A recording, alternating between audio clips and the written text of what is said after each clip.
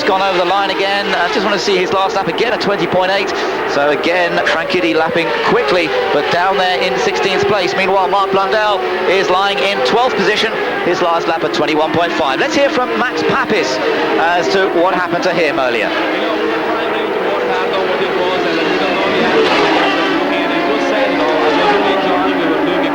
And the pace was good, the car was fine, and the car was doing very good.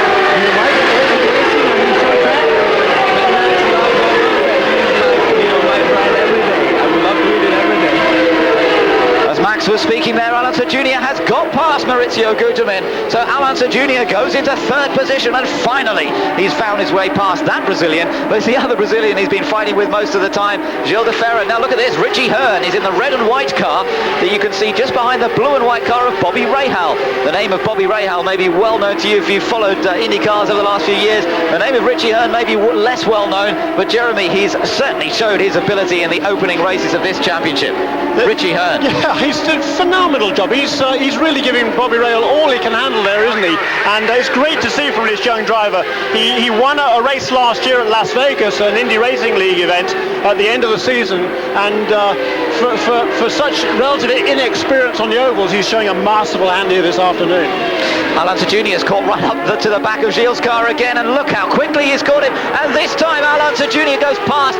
He made that look so easy, and that was really because he had the run on Gil de Ferran. He didn't have to sort of sit behind him for a moment or two and think about it. He had the momentum already built up, and he just used it. Fabulous, just perfect, textbook stuff there from Alonso Jr. He wrote the textbook, I'd say, at this place, and a great move. He got the run, as you say, off turn 3, and was able to slingshot easily past Gil de Ferran, who could absolutely nothing about it. We saw Greg Moore coming into the pits. You just saw him in the background a moment ago, so that's changed things around for these guys a little bit as well, because it's given them a little bit of clear air without a car running at a similar speed to themselves.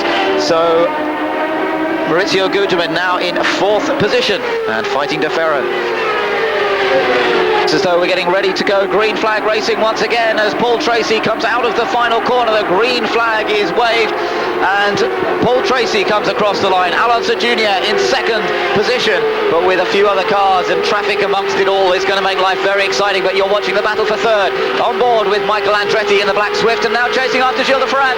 And Michael has been brave on cold tyres. He's taken the speed with him. He goes through up into 3rd place, and now Michael goes chasing after the 2 Penskes. My word, what a tremendous battle we've now got in prospect. We've got Paul Tracy leading, Alonso Jr. 2nd, Michael Andretti in 3rd. 3 of the top names in this championship over the last however many years, and they're all going to be battling for the race victory here in Nazareth.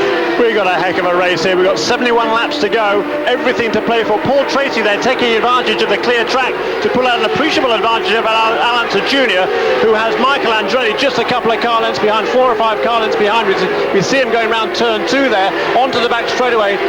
Andretti's very good off that corner, isn't he, right now? But no sign of Paul Tracy there. He's really taken advantage. He's checked out right away. Yeah, he's really charged after the pace car came in and he went green again. But look at Andretti closing up on Alonso Jr. These two who've battled so much throughout their career. Very evenly matched, both from famous racing families, and both of them champions in this form of racing. Michael Andretti was the one who got the opportunity to go to Formula 1. Alonso Jr. came close on some occasions, but they're both back now and battling against one another here at Nazareth, and it really is good stuff. Can Andretti find that little gap that he needs to get the Swift alongside the Penske? We've got an intriguing battle going on between these two. Mercedes power in the Penske, Ford Cosworth power in the back of the Swift. Doesn't seem to be too much to choose between them at the moment, but Alonso Jr. is holding on to 2nd so far. But of course Michael can see Paul Tracy disappearing up the road as Paul Tracy's opened up a 3-second lead over these two already. He certainly had the fastest car all weekend, Paul Tracy. They're all running the same type of Goodyear tyre, the harder tyre, and there's certainly nothing to choose between those two right now. You know, I fancy that maybe Michael could be a little bit quicker, but he's got to get past Alonso Jr. And boy, that's no easy task, let me tell you. No, but Michael Andretti is hard a racer as they come, and if anybody can get past Alonso Jr., then it's probably going to be Michael Andretti. And over the years, they've had their contretemps, they've had the bad times, but they've got a great deal of respect for one another. There's no doubt about that. And they will be racing as hard as anything to try and hold on to position and to try and keep Paul Tracy in sight, because all three of them are out to win this race. They're not out there to finish in second place. Points that do matter. Michael Andretti lying third in the championship at the moment, and his two main rivals for the championship are not performing here this weekend. Scott Pruitt is down in 12th position. Alex Zanardi is down in 15th position. So Andretti really does have a tremendous opportunity to open up a bit of an advantage in the championship, but he won't worry about that too much. It's race victories he's looking for, and again he closes up to the back of Alonso Jr.'s car, and we ride on board. No question Michael Andretti has a faster car right now, but he's got to make the move. You know, the Penske team, they knew coming into today that Michael Andretti was going to be their stiffest challenger. They also had a wary eye on Gilles de Ferry, quite rightly, but Michael Andretti, he's the guy. Can he get past Alonso Jr.? Let's just try and pick up some of that radio communication going on. A little bit difficult to make it out as they go on round at up to 190 miles an hour.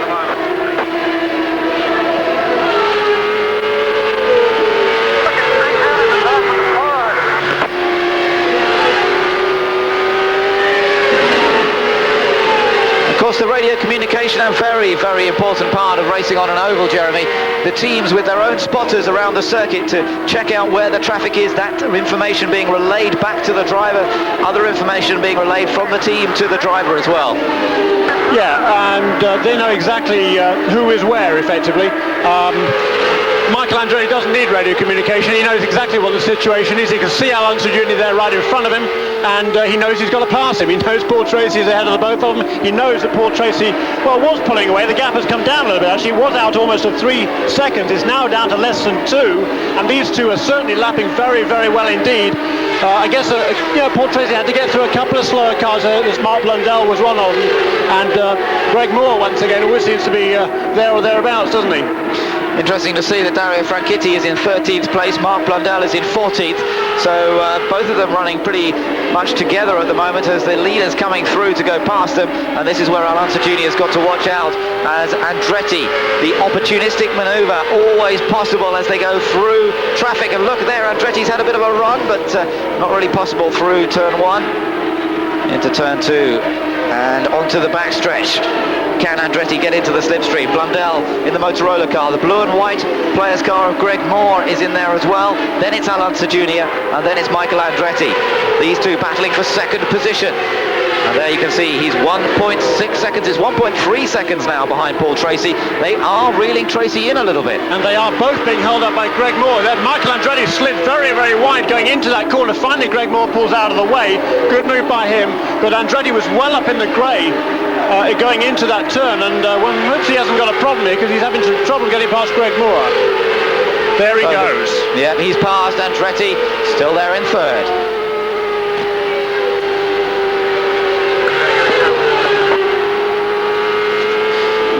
Michael Andretti then losing time to Alonso Jr. That will give Al a chance to concentrate more on looking ahead rather than keeping an eye on his mirrors, if he can do that at all at 190 miles an hour, and he chases after teammate Paul Tracy.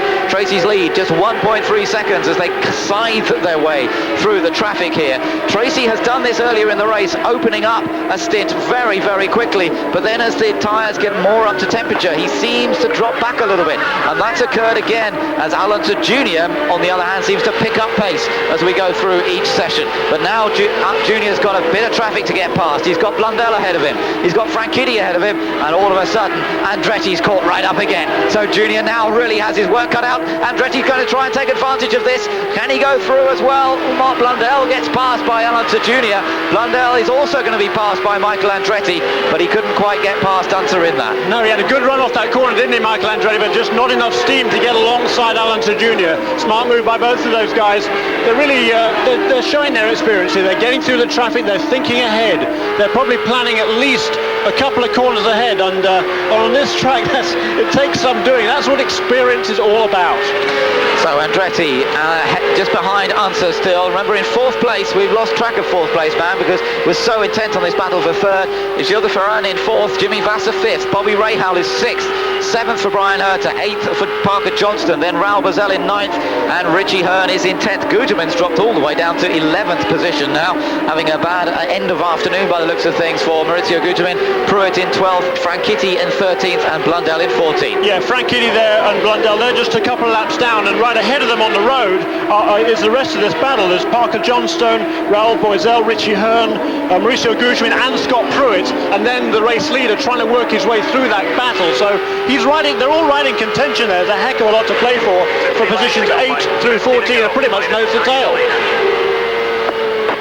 Some more radio communications going on as Michael Andretti still tucked in the slipstream of Alonso Jr. Dario Franchitti is the car that they've got next on their list, lying in 13th place. Franchitti lapping quickly though, as you can see, and he's certainly not getting in the way of this battle for second as yet. But Al just lost a bit of time there. Yeah, he was just hanging back a little bit there. He wanted to get a good run out of turn 2 so he can get past Franchitti, but he got a little bit sideways there. This is a chance for Michael Andretti. He's down to the inside. Michael Andretti takes second position away from Alonso Jr. He read that situation beautifully, and Al caught himself out really in trying to get past Dario Franchitti. But of course it could happen the other way, because Michael now has to get past Franchitti. He's also got to get past his other group of cars ahead. Michael down on the inside. He seems to be able to place that car more or less where he wants to, and that's how he got the advantage. There's the pass once again as Michael got past Alonso Jr. and up into second place. So Penske's day still is under attack from Michael Andretti and the Swift. He's right behind. That is Paul Tracy right in front of him with that group of slow cars. And Paul Tracy, who is slowing up. Michael Andretti looks to the inside. He can't make a move that time. He'll wait for a clear opportunity. Great move by Michael Andretti. This is the battle for the lead then. You can see the car of Paul Tracy right in front of you. You ride with second place man Michael Andretti. He looks to the inside, but Paul Tracy says no way, not there man. You're going to wait a little moment, but Paul has still got other cars to deal with as well. Michael knows he has a faster car, doesn't he? You can see it in his driving. He knows he doesn't have to push the issue yet. He knows that once the opportunity does come, and it will come, he's confident of that. He's not going to push his luck just yet. That car is the first 1 mile over for the Swift chassis. Fantastic effort from that Newman Haas team. Yes, and there's still some 45 laps to go, so he doesn't have to take any big risks to get past Tracy here. Just look at how he can seemingly hold a tighter line at the same speed as Paul Tracy coming out of turn 2 into turn 3. And the car, we got a yellow. The yellow has come out. We have a yellow flag has been called. Now, it's Blundell. Mark Blundell has hit the wall. He's ripped off the right front, and it doesn't look too badly damaged as these things go, but Mark has caused another yellow flag. Just looking out of the commentary box window, Jeremy, it's a bit of cloud around as well. I hope that the rain stays away. It does look to me as though we could get some rain later on this afternoon, and that would just add to the fun as well, wouldn't it? Yeah, that's certainly in the forecast. It's supposed to not to get here, I think, until the evening. 45 laps to go, and under green flag conditions that goes past in a flash, doesn't it?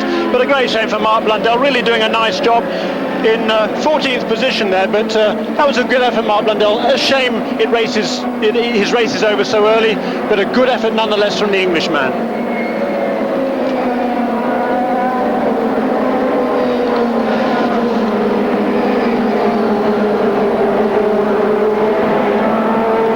Safety car comes up to deal with Mark Blundell, who sits in his car, probably the safest place to be when everybody else is still going around the track, although they're all going around slowly now because the pace car is leading the field, led by Paul Tracy, with Michael Andretti right behind him. Now there'll be a fascinating restart because Michael has seemed so quick on the restarts of the last couple of times. He seems to be able to just get that Swift going very quickly on cold tyres, and it just works so well. So Tracy's going to be under attack, there's no doubt about it, on the first lap after the green flag. That's very true. What is also true is that Paul Tracy is no slouch when it comes to restart. We see Mark Blundell climbing out of the car under his own steam. Boy, he's had a tough time on the ovals, hasn't he? But I'm sure he learned a lot today. He had a very good run going. He was starting there with some very experienced drivers on these oval tracks, and a fine effort by Mark Blundell. Shame it ends against the wall, but I think when he looks at the big picture, he'll be proud of his performance this afternoon.